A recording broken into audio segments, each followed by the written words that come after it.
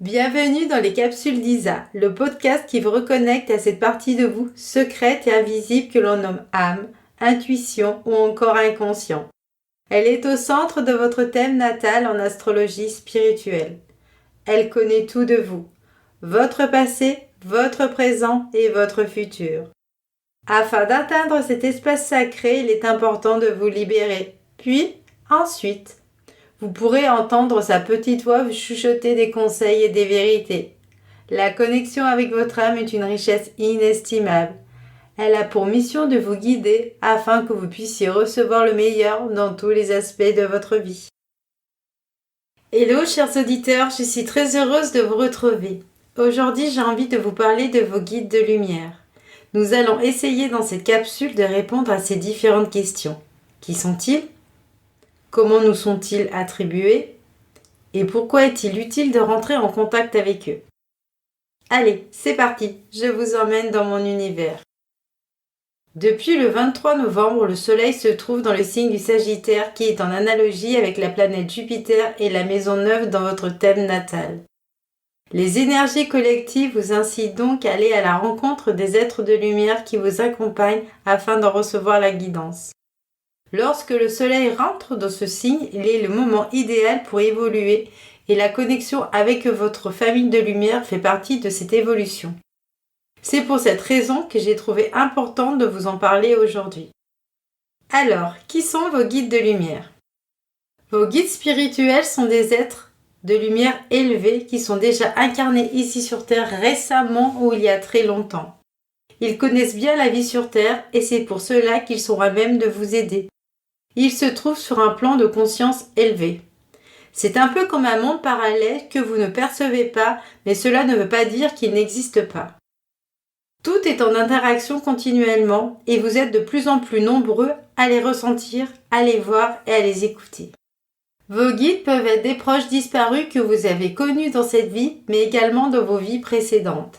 Ils peuvent être des maîtres ascensionnés, des déesses, des saints ayant terminé leur cycle d'incarnation.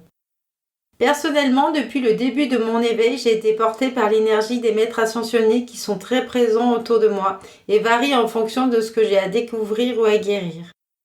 J'ai très souvent Joshua, Marie-Madeleine ou Maître Ganesh. J'ai eu aussi la présence d'Isis un long moment et de Maître Shiva cet été. Il faut savoir que vous changez souvent de guide spirituel au cours de votre vie et ce, en fonction de votre évolution. Plus vous évoluez et plus vos guides spirituels sont élevés.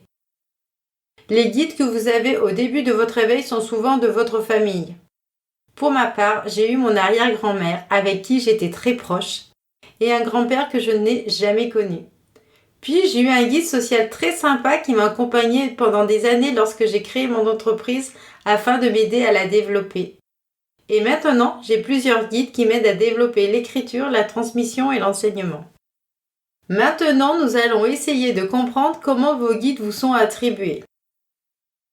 Vos guides spirituels vous sont attribués en fonction de 3 points essentiels dans votre thème qui sont la position de votre soleil, la position de votre ascendant et la position de votre lune.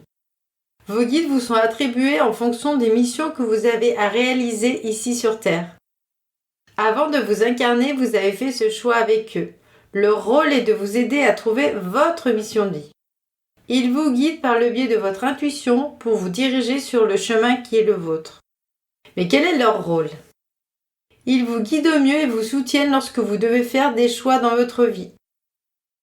Ils tentent de vous orienter dans la direction qui est la plus juste pour vous en vous envoyant des signes par le biais de vos rêves, des flashs, une intuition ou alors des synchronicités. Mais ils vous laissent toujours votre libre arbitre. C'est à vous de décider quel sens vous souhaitez donner à votre vie. Ils sont juste là, en arrière-plan, pour vous aider à vous aligner à vos choix d'incarnation. Ils ne font qu'un avec vous, avec votre âme et avec l'univers. Ils travaillent avec vous à chaque instant. Vos guides vont changer fréquemment au cours de votre vie et aussi en fonction de votre évolution personnelle et spirituelle. Pour résumer, plus vous êtes évolué et plus les guides qui vous seront attribués le seront aussi. Voilà, ce podcast est terminé.